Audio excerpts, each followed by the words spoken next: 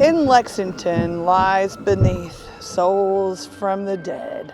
Certainly, our city has seen a number of cholera epidemics, the first one being in 1833.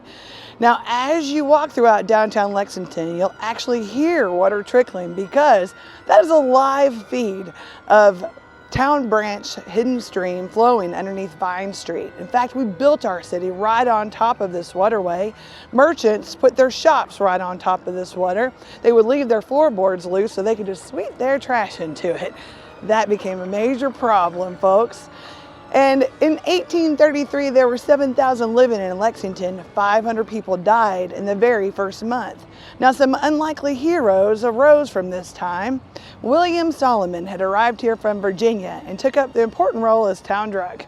Now, this guy was a real menace. He would walk around all disheveled. In fact, one day he got his whiskey on, climbed a tree, and fell right on top of a constable who had sent him one too many times.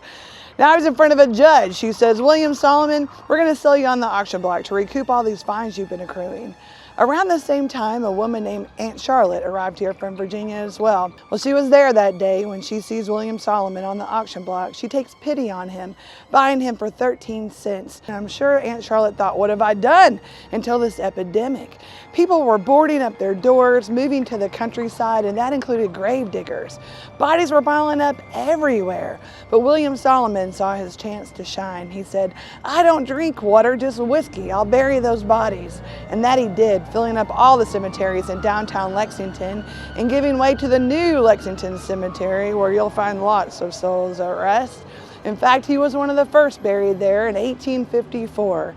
You can still find his tombstone today and was given a hero's burial. It reads, "William King Solomon, had he not a royal heart." Aunt Charlotte is remembered on our West End by Charlotte Court.